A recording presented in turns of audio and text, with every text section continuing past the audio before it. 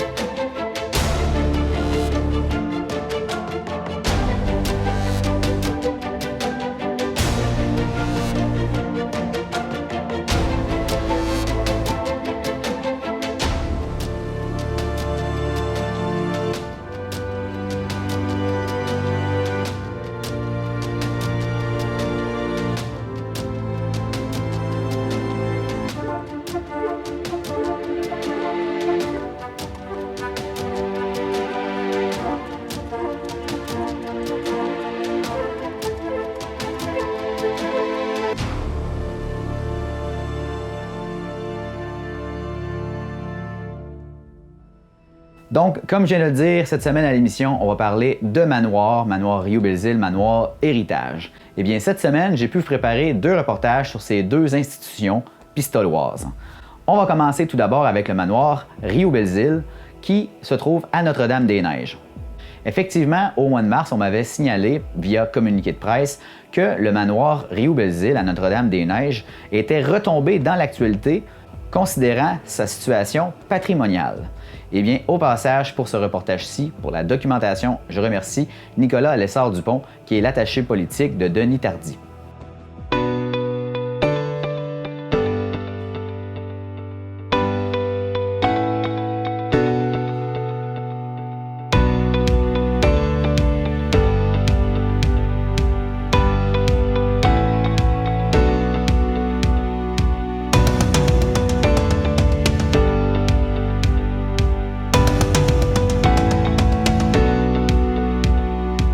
Je me trouve aujourd'hui devant le manoir Riou-Belzile à Notre-Dame-des-Neiges, puisque le manoir et son site ont refait surface dans l'actualité récemment.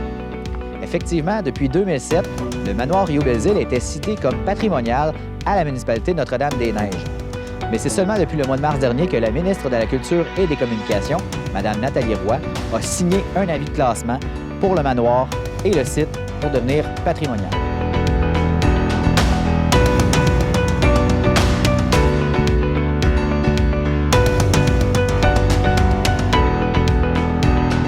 Effectivement, depuis 2007, la municipalité de Notre-Dame-des-Neiges avait cité ce site pour contribuer à sa protection et ainsi éviter sa disparition compte tenu de son emplacement exceptionnel sur le bord du fleuve et de sa magnifique vue qui pourrait éventuellement être convoitée.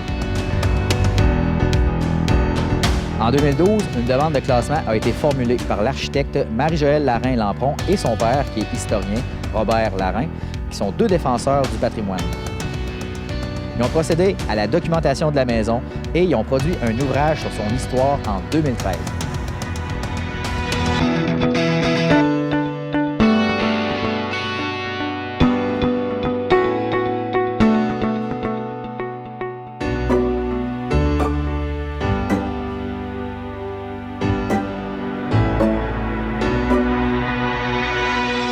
En janvier 2018, Marie Montpetit, qui était alors ministre de la Culture et des Communications pour le Parti libéral, avait donné aucune suite à la demande de classement de la municipalité. L'ancienne propriétaire de la maison Rio-Belzile, Mme Belzile, s'était opposée au classement et la maison a donc été vendue en décembre 2019. Le ministère, toutefois, n'a pas reconnu la position de la nouvelle propriétaire à l'égard du classement. C'est en janvier 2021 que la MRC des Basques a adopté une résolution pour réitérer son appui à la proposition du classement du manoir Rio-Belzile.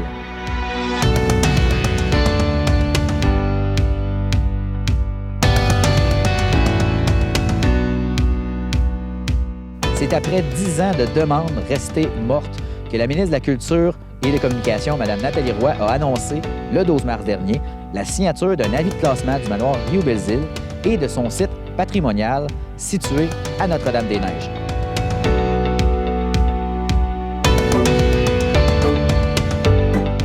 De par cette signature, le gouvernement du Québec reconnaît donc que le manoir Rio-Belzile et son site, les biens patrimoniaux, sont classés comme trésor national et legs historique pour la région.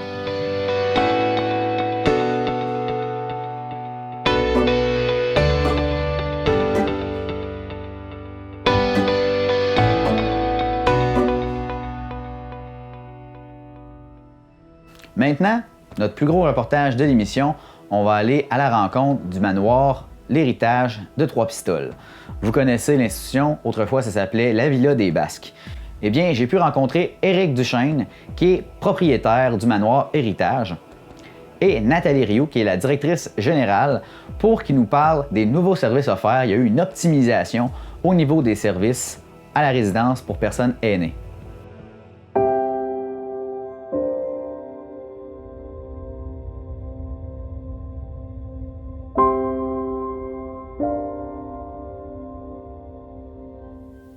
Bonjour tout le monde. Aujourd'hui à l'émission, je rencontre Éric Duchesne, qui est un des propriétaires du manoir Héritage de Trois-Pistoles, pour nous parler des nouveaux services offerts par le manoir. Bonjour M. Duchesne. Bonjour Marc-André. Ça va bien? Oui, vous? Ben oui. Donc, on fait une petite entrevue aujourd'hui pour parler justement du manoir Héritage de Trois-Pistoles, les nouveaux services, parce que là, il y a quelque chose qui a été bonifié là, à la résidence. Pouvez-vous m'en parler un peu plus? Hey, depuis qu'on est nous, on est propriétaire, ça va faire déjà 2 ans. Le temps passe vite. Fait que, on a fait plusieurs améliorations, entre autres des améliorations locatives. Parce que c'était de ramener un petit peu le bâtiment au bout du jour. Puis, au niveau des services, on a bonifié les services un peu aussi pour s'adapter et accueillir une clientèle qui a des besoins spécifiques. Parce que comme on le sait, la population est de plus en plus vieillissante, mais est aussi aux prises avec certaines pertes d'autonomie.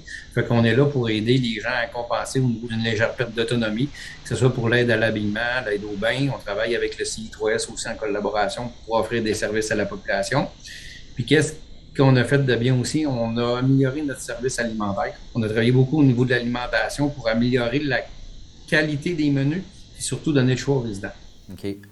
Au niveau du bâtiment, est-ce qu'il y a des modifications qui ont été apportées ou des adaptations du bâtiment? Au niveau du bâtiment, il y a des gros investissements qui ont été mis, principalement pour améliorer la sécurité des gens. Quand on est devenu propriétaire, le bâtiment n'était pas nécessairement adapté aux normes pour la clientèle des aînés en fonction des normes de maintenant. Fait que là, maintenant, on respecte les normes, on surpasse les normes au niveau de, mettons, si on regarde juste au niveau des incendies. Fait qu'au niveau des incendies, avant, les équipements n'étaient pas reliés à une centrale. Fait que maintenant, si jamais il y a un incendie dans une chambre, automatiquement, la centrale est avisée, ce qui n'était pas le cas auparavant. Fait que le bâtiment est entièrement juclé, il respecte toutes maintenant les nouvelles normes pour accueillir la clientèle, puis garantir la sécurité de nos résidents. OK. À quelle clientèle est-ce que vous vous adressez pour vos services? Au niveau des services, automatiquement, présentement, dans la portion existante, parce qu'on a un projet d'agrandissement aussi qui est sur la table, et dans la portion existante, les gens, automatiquement, ils doivent rechercher le service de repas, parce que dans les appartements ou dans les chambres, on a du 2,5, 3,5, puis du studio, c'est pas fait pour cuisiner. Fait qu'il n'y a pas d'installation pour amener le poêle là, ou la cuisinière. Les gens peuvent, à certains cas, amener un petit micro-ondes, un frigo pour se faire des collations, mais c'est pas fait pour cuisiner nécessairement. Fait que si on vise une clientèle qui recherche les repas, mais on a un projet d'agrandissement là, qui est sur la table, qu'on devrait lancer probablement pour l'année prochaine, puisque là, ça va être des appartements autonomes où les gens vont amener leurs électroménagers. Donc, on s'adresse vraiment à une clientèle autonome? Ou semi-autonome? Présentement, dans l'existant, c'est une clientèle qui est en légère perte d'autonomie ou quand même avec une bonne autonomie. Puis dans l'agrandissement futur, ben là, on va être en mesure de servir les deux clientèles.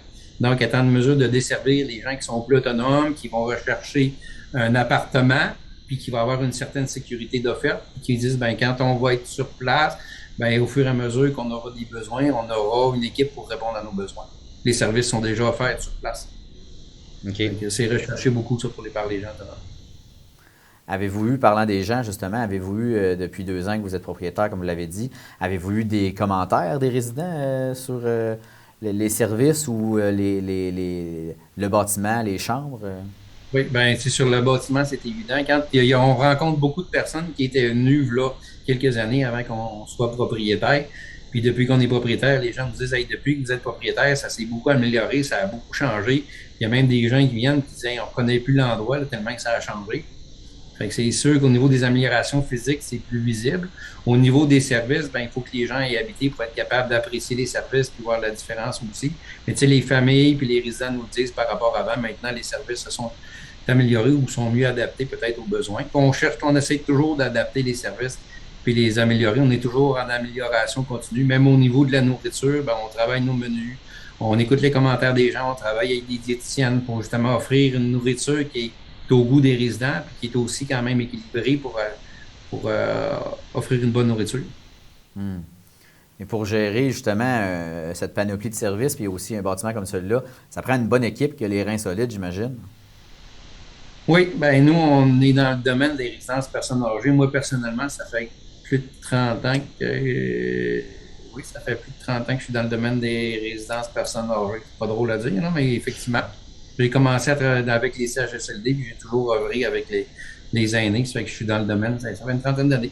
Fait que, comme gestionnaire, comme directeur de RPA, puis maintenant, ben, je suis gestionnaire, puis on conseille aussi même d'autres résidences, on supporte d'autres résidences dans leur développement.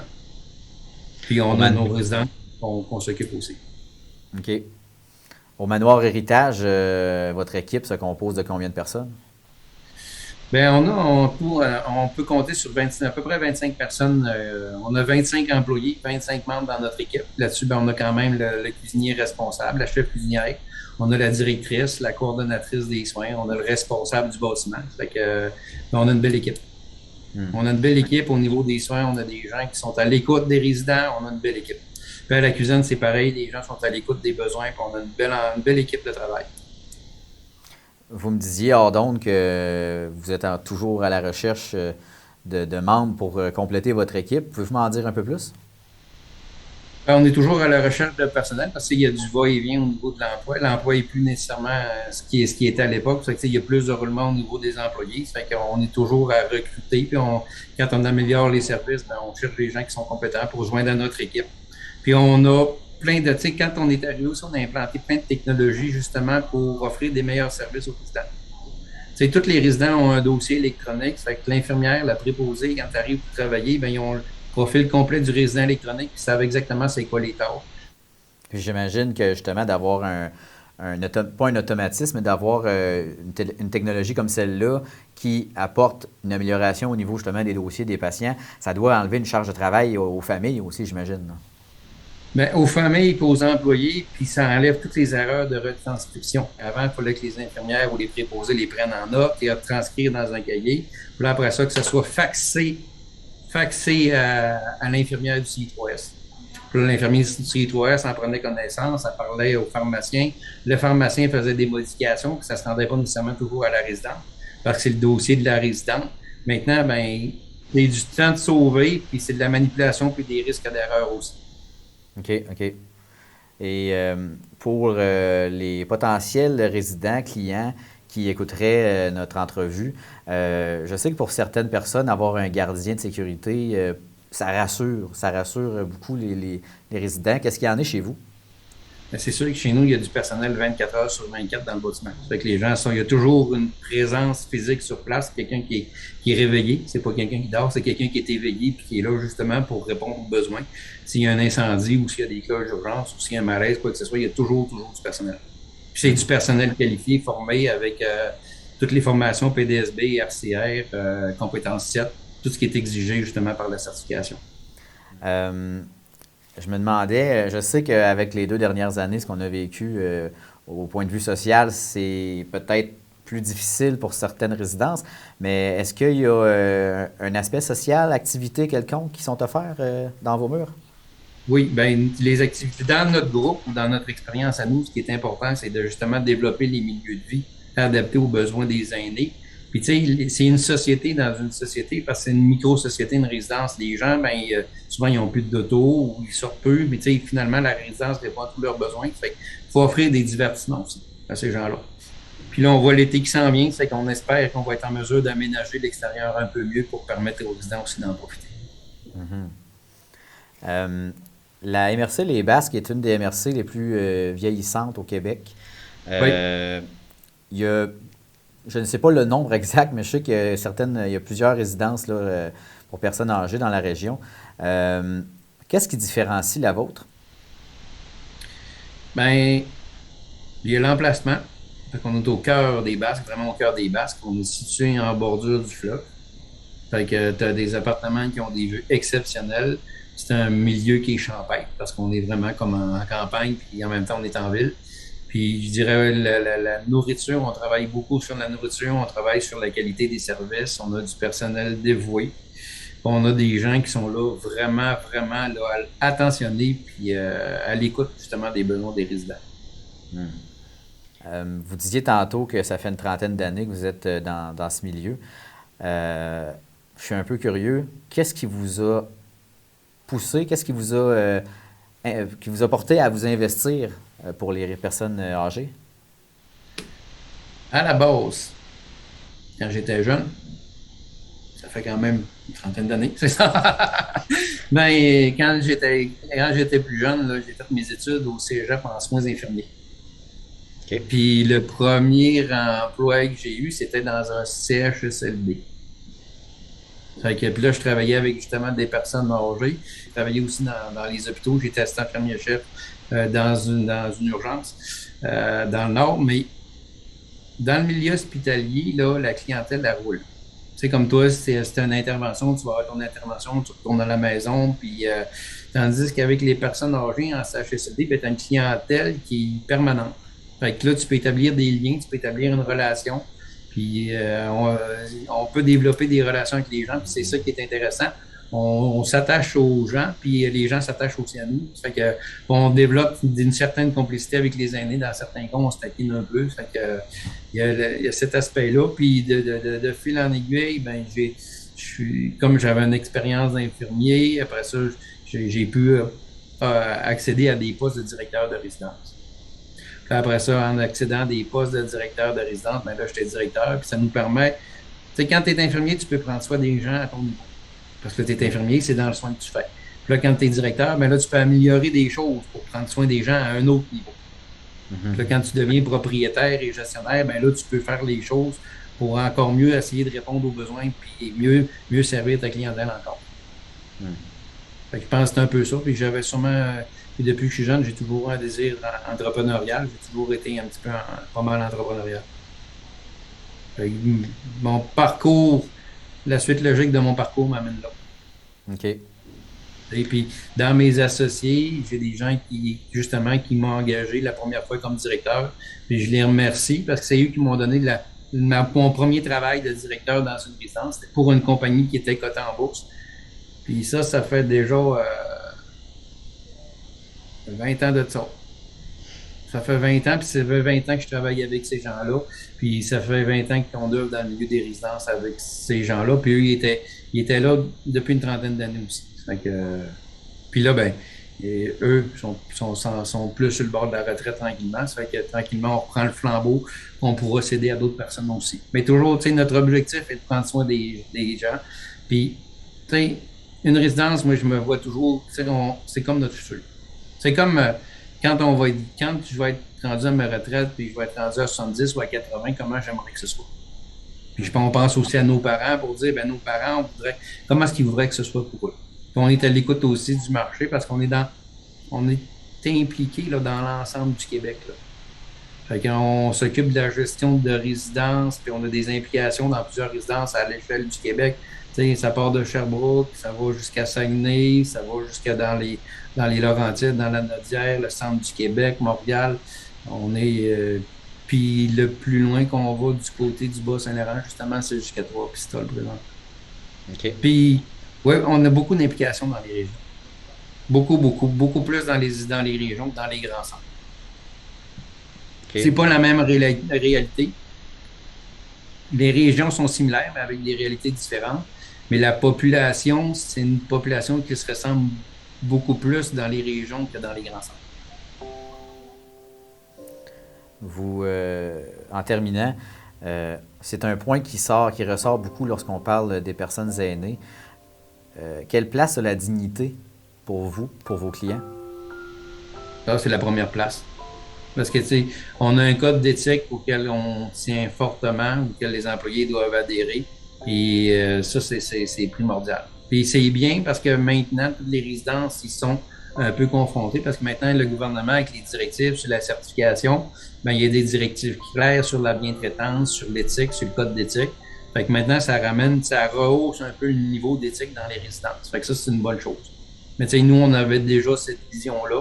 Puis tant mieux, ça nous donne des appuis, puis ça justifie justement déjà ce qu'on avait, nos valeurs, puis notre vision, puis ce qu'on faisait déjà. Monsieur Éric Duchesne, je le rappelle, vous êtes un des propriétaires du manoir Héritage de Trois-Pistoles. Merci beaucoup pour cette entrevue. C'était vraiment intéressant d'en apprendre un peu plus sur ce milieu-là. Merci Marc-André. À la suite de cette rencontre très intéressante avec Monsieur Duchesne, je me suis rendu au manoir Héritage pour rencontrer Nathalie Rioux, qui est la directrice générale, pour qu'elle me montre concrètement ce qui a été fait sur place. On pourrait tout simplement dire que le manoir Héritage s'est refait une beauté. Le manoir Héritage a changé de main. Des nouveaux propriétaires ont pris possession de la résidence en septembre 2020. Et depuis que les nouveaux propriétaires sont présents, beaucoup d'améliorations ont été faites au niveau de la résidence, tant dans les rénovations que dans les services. Donc, au niveau de la rénovation, ben, on a refait tous les planchers. Les appartements, au fur et à mesure qui se sont libérés, ont été complètement refaits. Donc, plancher, peinture, lavabo, vanité. Donc, vraiment, on a rendu les appartements dignes d'un manoir. On a aussi rénové la salle à manger qui est tout à fait magnifique. Que l'on soit d'un côté ou de l'autre de la salle à manger, on a le choix entre la vue sur le fleuve ou la vue sur le clocher de l'église. Donc, une salle à manger conviviale, chaleureuse, dynamique. Donc, au niveau des rénovations, on a amélioré on a un système de sécurité. Donc, les stroboscopes, les avertisseurs de fumée, les détecteurs de chaleur, le panneau complet d'alarme incendie a été changé pour rendre conforme au code du bâtiment. Les tirettes d'appel dans les appartements. Donc, vraiment, on s'est refait une beauté tant dans l'aspect physique que dans nos méthodes de travail. Si on commençait par les services des soins auxquels vous faisiez référence, bien, le service des soins maintenant est à la fine pointe de la technologie. Donc, des préposés qui ont accès maintenant à des tablettes électroniques, à un système informatique qui s'appelle RPA 360, dans lequel sont saisies les informations sur le résident, son profil santé, son profil pharmacologique. Il y a même certaines des données informatiques, je dis bien certaines, auxquelles le soutien à domicile, les employés du CLSC, par exemple, ont accès afin de bien suivre eux aussi nos résidents et leurs patients par le fait même. Au niveau de la technologie, on travaille avec une application XPIL Pro. XPIL Pro, c'est tout simplement pour s'assurer que le bon médicament a été donné à la bonne personne au bon moment. Donc, le médecin et le pharmacien communiquent ensemble et les données nous sont transférées. Donc, fini les notes écrites, les rapports à signaler à la fin de chaque cas, ils sont informatisés avec les éléments essentiels pour chaque changement de corps. Donc, c'est avec cette liste-là, ces informations numérisées-là, auxquelles le personnel se réfère. Donc, c'est vraiment, ça nous évite des erreurs de personnes, ça nous évite des erreurs au niveau de l'administration du médicament, au bon moment, à la bonne personne, donc ce qui permet une rapidité, une efficacité et une rigueur intéressante là, au niveau des services aux résidents. Dans les autres services des résidents auxquels on fait souvent référence, c'est l'aide au bain, les toilettes partielles, la gestion justement des médicaments. Je vous dirais que c'est beaucoup là, les services les plus populaires, mais évidemment le suivi médical pour les gens qui ont des plaies, par exemple, de concert avec le CIS, bien évidemment. Donc, c'est tout le suivi médical là, des résidents auxquels on est de plus en plus vigilant et rigoureux. Dans l'autre aspect aussi qui a beaucoup changé, quand on parle changer le manoir héritage, les loisirs. Les loisirs étaient très absents. On connaît bien les raisons du COVID et tout ça, mais maintenant, on a un animateur qui organise des activités au moins 2 fois par semaine. Donc, on parle de bricolage, des petites maisons d'oiseaux qui ont été fabriquées l'année dernière. Ce sont les résidents qui ont planté les fines herbes, leurs fleurs. On organise des activités, le traditionnel bingo, hein, on ne peut pas y échapper. Puis comme vous pouvez voir aussi le jeu d'anneaux, on a des activités motrices, des activités plutôt intellectuelles, qu'on parle de charivari par exemple, devine la devinette, et des activités musicales, donc chante la chanson, devine la chanson. Donc on a tout un programme maintenant beaucoup plus développé. Nos participants, au tout début l'année dernière, 5-6 participants, et de plus en plus, on peut monter, là, selon les intérêts des résidents, à une quinzaine de participants là, à chaque activité. On a aussi la messe ou la célébration, selon les disponibilités du célébrant, qui sont présentes pour nous et qui sont importantes de maintenir, compte tenu que c'est un aspect de notre clientèle, un intérêt là, important pour notre clientèle. Services alimentaires, on a fait des grandes rénovations aussi dans la salle à manger. On s'est équipé au service de la cuisine, des équipements à la fine pointe de la technologie aussi, donc des fours qu'on appelle intelligents. On a modernisé aussi les espaces de travail dans les équipements, dans les surfaces de travail. Et on a révisé au cours de la dernière année le menu. Donc, notre menu avait été vérifié par une spécialiste de l'alimentation, mais les demandes ou les recommandations de la spécialiste ne coïncidaient pas nécessairement avec les goûts de nos résidents. Donc, ce qu'on a fait, c'est qu'on a fait un amalgame des deux. Donc, on a corrigé les aliments qu'il fallait faire un peu plus attention et en maintenant tenir compte davantage des goûts et de la culture alimentaire de nos résidents. Donc, on a un menu très varié, offert sur 6 semaines. Donc, ce n'est pas toujours les mêmes repas au même jour de la semaine. Donc, sur 6 semaines, ça nous permet d'avoir une variété intéressante. Parce qu'il faut comprendre que l'alimentation, c'est une partie prenante aussi de la résidence, compte tenu qu'on nourrit tous les résidents 3 fois par jour, 7 jours semaine, 365 jours par année. Donc, ça nous prend une carte alimentaire là, vraiment là, intéressante et appétissante, bien entendu. Donc, on a travaillé fort.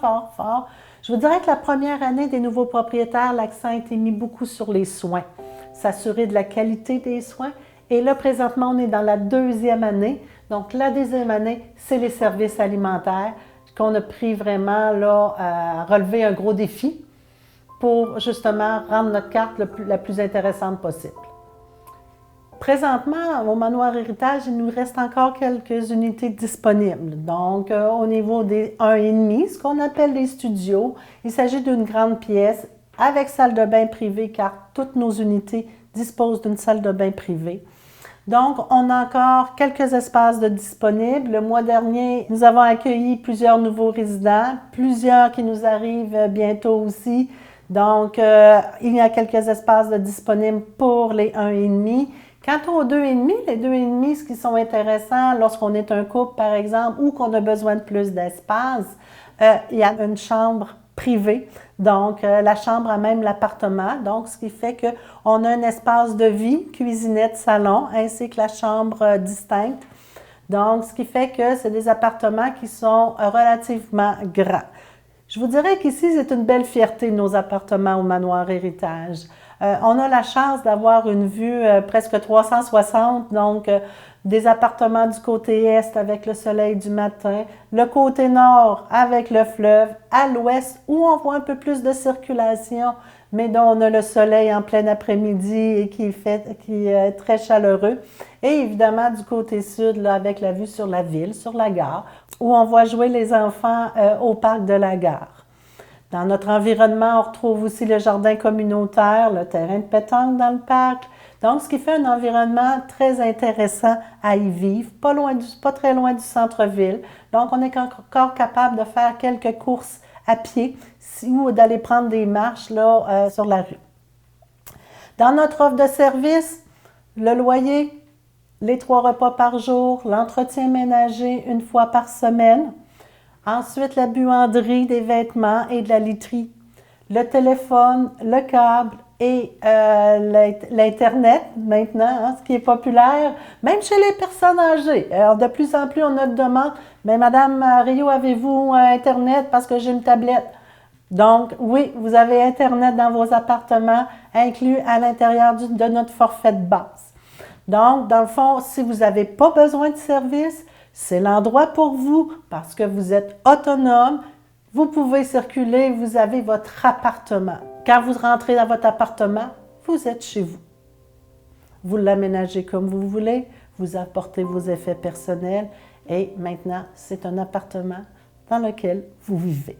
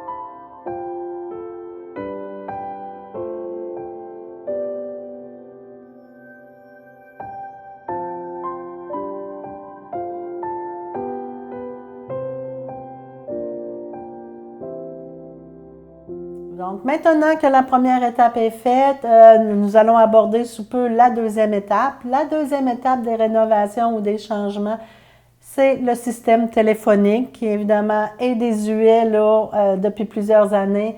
Donc, nous allons aller là comme ailleurs à la fine pointe de la technologie. Nous allons même installer un système d'intercom à l'entrée où les visiteurs signaleront le numéro de l'appartement de la personne qu'ils veulent visiter. Et c'est le résident lui-même qui ouvrira la porte à distance pour permettre la rentrée de la personne qui la visitera.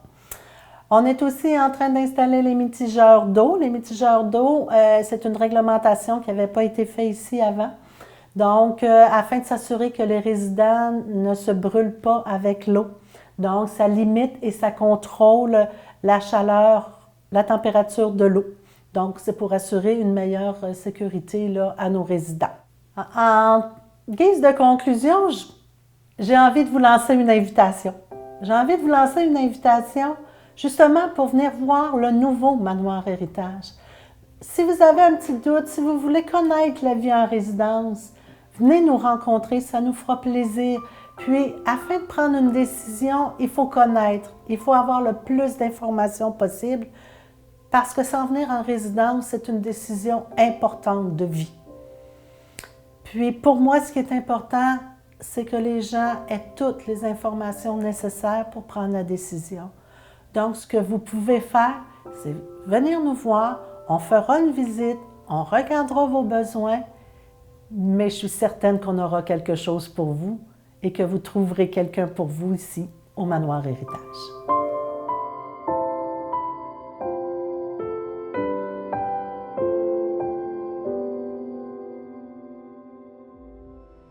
C'est ce qui fait le tour des reportages qu'on vous présente cette semaine.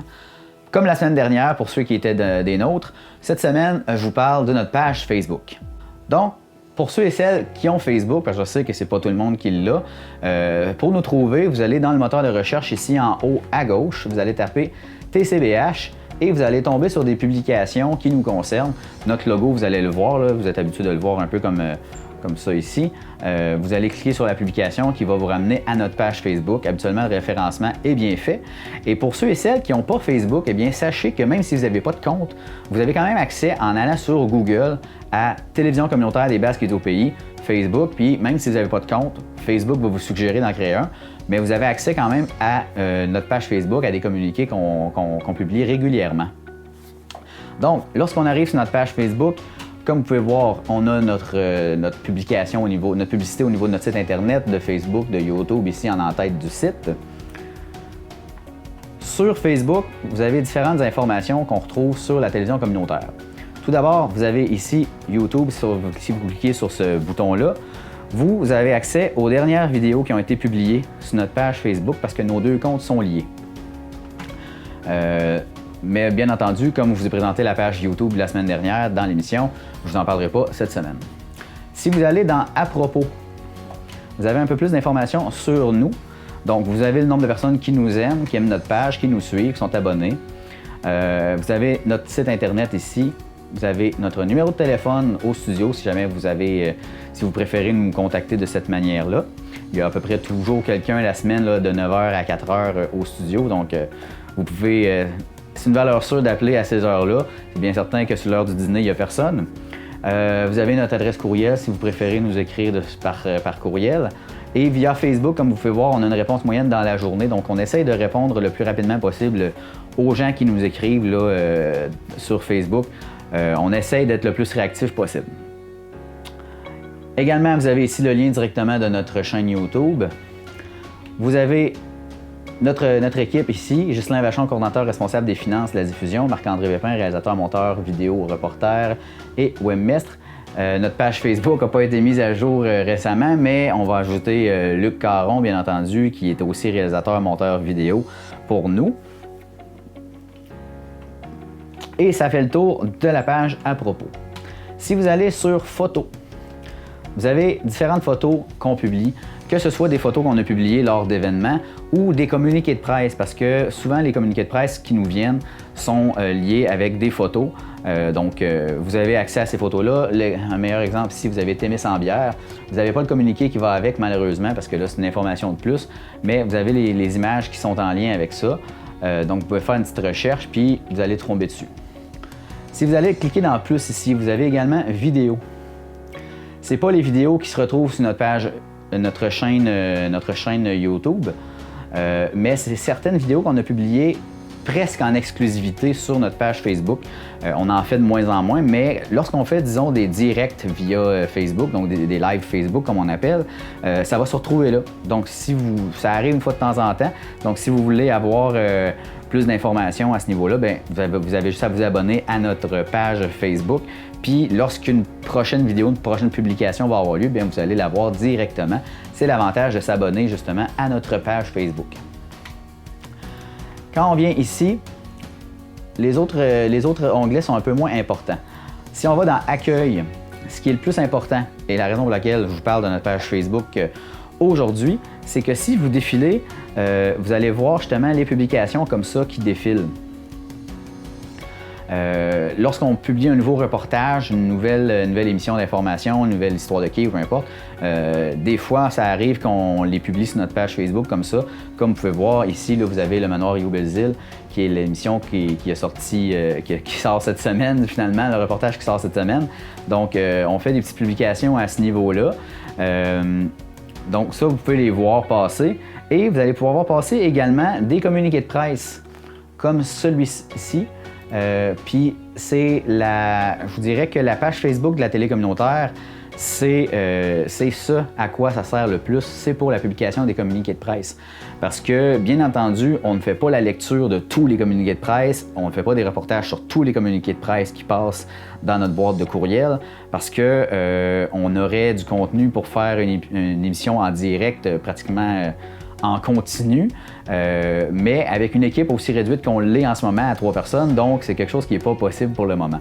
Mais si vous voulez accéder au contenu communiqué de presse qui rentre, on les passe tous sur notre page Facebook. Donc si vous vous abonnez à notre page Facebook, vous allez avoir accès à ce contenu-là de façon gratuite et en continu. Donc, je vais vous faire la lecture d'un communiqué qui nous est parvenu récemment. La loterie qui fait du bien recherche des bénévoles qui aiment parler au téléphone. Donc, on parle bien sûr de l'Association du cancer de l'Est du Québec. Rimouski, le 27 avril 2022. Nous sommes déjà à mi-parcours dans la vente des 20 000 billets de la loterie qui fait du bien de l'Association du cancer de l'Est du Québec, présentée par CIMT, CHAU et TVA Est du Québec. Nous faisons appel à toute la communauté de l'Est du Québec, à toutes celles et ceux ayant le cœur bénévole pour venir nous prêter main forte pour un dernier blitz de vente de billets par téléphone. Que vous soyez à Bécomo, Rivière-au-Nord, Havre-Aubert ou à Sainte-Luce, nous sollicitons votre contribution à ce grand effort collectif qui a pour but de continuer d'offrir aux personnes touchées par le cancer de tout l'Est du Québec des services qui leur font du bien physiquement et psychologiquement. Vous aimez aider et vous aimez gagner? Tout cela est possible en joignant notre équipe de vente de billets par téléphone de la loterie qui fait du bien.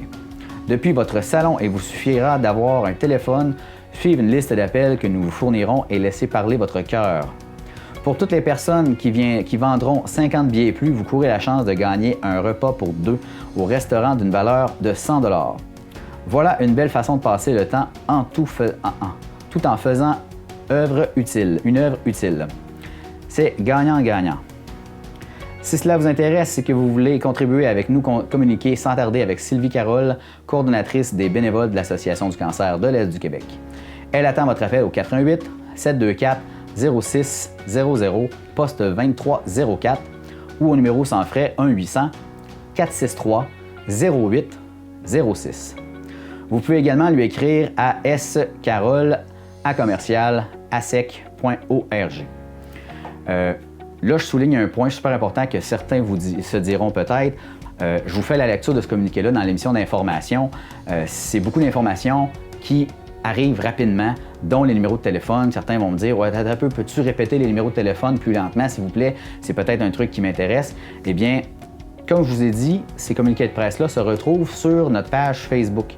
Donc, si vous voulez avoir accès à ces informations-là, allez sur notre page Facebook, que vous ayez Facebook ou pas, comme je vous dis, vous avez accès à ce contenu-là parce que c'est des numéros de téléphone, c'est des informations qui sont quand même assez claires, assez précises, puis des trucs qui sont quand même assez difficiles à retenir. Donc, même si je vous les disais par voie orale comme ça dans l'émission d'information, ça serait assez difficile pour vous de retenir toutes ces informations-là, étant donné que d'abord, j'ai un débit quand même assez rapide lorsque je parle et j'en suis conscient malheureusement. Mais c'est des informations qui doivent rester publiques. Puis c'est pour ça qu'on les met sur notre page Facebook. Donc, si des trucs comme ça vous intéressent, allez sur notre page Facebook, abonnez-vous si vous avez Facebook et vous aurez accès à tout ce contenu-là. Donc, à la fin de chaque communiqué de presse, bien entendu, vous avez toujours la source de la personne qui nous l'a fait parvenir. Ça, on doit ça à l'accès à l'information. Je pense que c'est une chose que tout le monde est conscient. Transport collectif en région, le gouvernement niaise les gens qui dit Émilise Lessard-Terrien. Donc, c'est un communiqué de presse qu'on avait reçu de Québec solidaire. Le Témis en bière, comme vous avez pu voir tantôt la photo que je vous ai montrée dans notre onglet photo, vous avez le communiqué de presse ici. Donc, les communiqués vont sortir d'une journée à l'autre comme ça. Et c'est bien certain que dès qu'on passe une journée, bien, il y a d'autres communiqués qui embarquent par-dessus. Donc, il faut défiler un peu pour pouvoir retrouver des communiqués à ce niveau-là. C'est un peu tannant parce que c'est de l'information qui va très vite. Puis si c'est un petit truc comme ça qui nous intéresse, eh bien, la plupart du temps, les moteurs de recherche sur Internet sont assez efficaces à ce niveau-là. Donc, si vous allez, que ce soit sur Google ou sur Facebook, que vous tapez TCBH ou tout simplement Télévision communautaire des Basques et du Haut-Pays, c'est plus long, mais le référencement, la recherche va être plus facile, va être plus complète. Et que vous ajoutez, disons, Témis en bière avec notre nom, bien, la plupart du temps, les robots, entre guillemets, sur Internet vont être capables de retracer ces communiqués-là. Donc, c'est la façon que ça fonctionne, le référencement sur Internet. Je sais que pour certains, là, ça ne dit pas grand-chose, le mot référencement, mais c'est dans le fond de la recherche, facilité de recherche sur Internet. Donc, si vous tapez ces informations-là pour un communiqué, vous allez le retrouver. Disons que vous voulez retrouver un communiqué de presse qu'on a pu publier il y a, disons, 1 an ou 2. Bien, tous les communiqués qu'on publie se retrouvent sur notre page Facebook. On ne les retire pas après 1 an ou après quelques mois. Ça se retrouve tout là, les photos aussi. C'est bien certain qu'à un moment donné, peut-être qu'au niveau des photos, on peut faire un tri là, des années les plus antérieures. Mais quand c'est quelque chose d'assez actuel, on les laisse là, au moins pendant 1 an ou 2. On ne touche pas vraiment à ce contenu-là. Pas tant qu'on a le temps pour faire du ménage sur cette page-là. Donc, si vous défilez encore une fois, vous voyez d'autres communiqués qu'on a pu publier là, tout récemment. Il y a autant des trucs régionaux, locaux ou même québécois, parce que c'est de l'information qui nous parvient de différentes associations, de différentes boîtes de communication.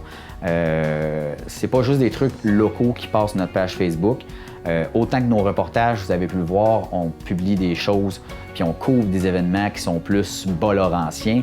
Eh bien, c'est parce que souvent l'information passe sur notre territoire quand même si c'est pas Trois-Pistoles, même si c'est pas les Basques, même si c'est pas le Témiscouata, on diffuse toute cette information-là qui nous parvient parce que si elles nous parviennent, ces informations-là, c'est parce que c'est d'une part, on est inscrit sur la liste des médias de ces associations-là, de ces boîtes de communication-là, mais aussi parce que c'est des informations qui peuvent vous interpeller, bien entendu. Donc, c'est quelque chose qui est assez intéressant à suivre sur notre page Facebook quand vous voulez des informations un peu plus globales. Je ne sais pas si c'est clair ce que je viens de dire là, mais dans le fond, si vous voulez avoir accès à des informations qui vont être diffusées sur d'autres médias, mais que vous voulez nous suivre, nous, pour nous encourager, la télé communautaire des Basques du pays, bien, c'est un moyen de le faire en allant vous abonner à notre page Facebook. Ça ne vous coûte rien, puis vous avez accès à du contenu que nous, on publie, même si les autres vont le publier aussi, bien, vous encouragez un média local. Donc, je pense que c'est quelque chose qui est assez important, l'achat local, encourager les entreprises, les organismes locaux, bien ça passe par là. Ça coûte rien en plus, Facebook, YouTube, ça vous coûte rien pour vous abonner. Donc, si c'est quelque chose qui vous intéresse, bien allez-y, c'est super important.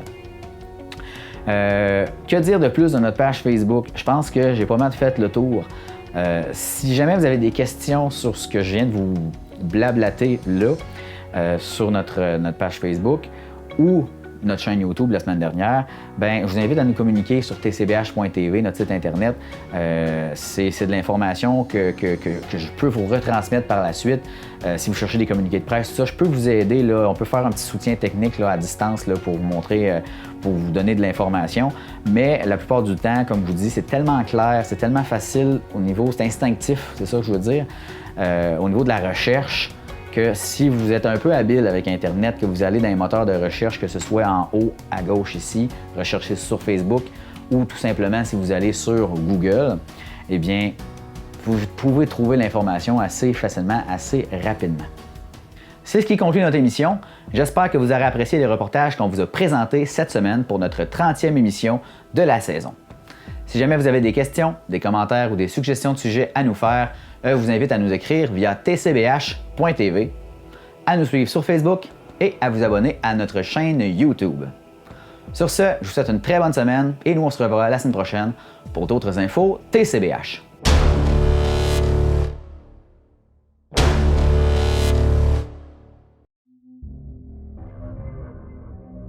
Cette émission est une réalisation de TCBH, propulsée par Derry Télécom.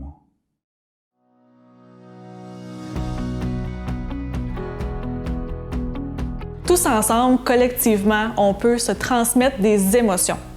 Alors, la contagion émotionnelle, c'est quand une émotion passe d'une personne à une autre personne. Alors, soyons des agents et des agentes de contagion émotionnelle positive. Alors, pour faire ça, on peut prendre le temps justement de souligner les bons coups, féliciter aussi nos réussites, qu'est-ce qu'on fait de bon, qu'est-ce qu'on a fait de beau, soulever les choses qui ont été positives. On a besoin de se faire contaminer par la joie, par l'espoir, par la création de liens aussi, parce qu'on le mérite dans le fond, on a travaillé fort durant cette année-là, puis c'est important de prendre ce moment-là pour soi.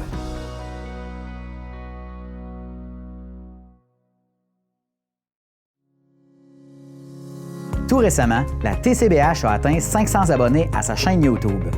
Pour nous, ça représente beaucoup. Et pour vous remercier d'être de plus en plus nombreux à écouter le contenu qu'on vous propose, on veut préparer une FAQ, une foire aux questions. Pour ça, on a besoin de vous. Vous voulez savoir comment la TCBH a démarré? Qui y travaille? Avoir des anecdotes croustillantes de notre équipe? Toutes les questions sont bonnes. Envoyez-nous vos questions à faqtcbh@commercialoutlook.com. On espère vous lire en grand nombre.